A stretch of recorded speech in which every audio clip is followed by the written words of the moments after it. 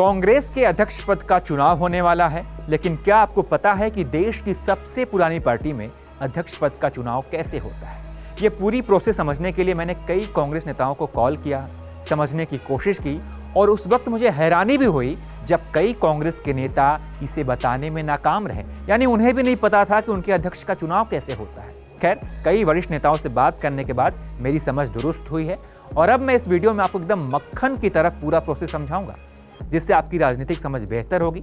तो चलिए शुरू करते हैं। कांग्रेस के राष्ट्रीय अध्यक्ष की चुनाव की प्रक्रिया काफी लंबी होती है। पहले ब्लॉक कमेटी के सदस्य का चुनाव होता है। ब्लॉक कमेटी के सदस्य पीसीसी का चुनाव करते हैं, यानी कि प्रदेश कांग्रेस कमेटी।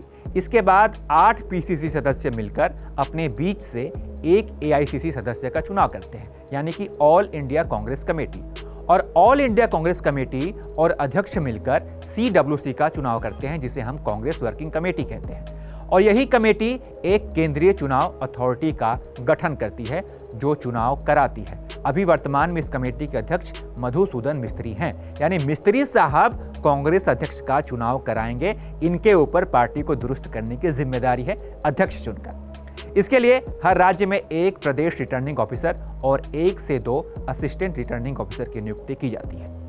अब आपको यह समझाते हैं कि इसमें कोई शख्स उम्मीदवार कैसे बन सकता है, यानी कांग्रेस का कोई कार्यकर्ता अगर अध्यक्ष बनना चाहे तो उसके लिए अपना पर्चा वो दाखिल कैसे करेगा।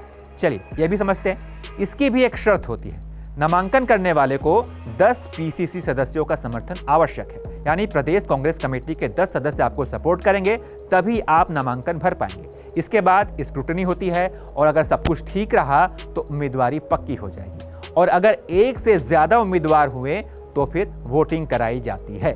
जिस दिन वोटिंग होनी है उस दिन प्रदेश कांग्रेस कमेटी के सभी सदस्य उसमें हिस्सा लेते हैं। प्रदेश कांग्रेस कमेटी के स्टेट हेडक्वार्टर में वोटिंग पेपर और बैलेट बॉक्स से चुनाव होता है। वोटिंग के बाद बैलेट बॉक्स को एआईसीसी के दफ्तर ले जाया जाता है, जहां वोटों की गिनती होती है। जिस उम्मीदवार को 50% से ज्यादा वोट मिलते हैं उसे विजेता मान लिया जाता है।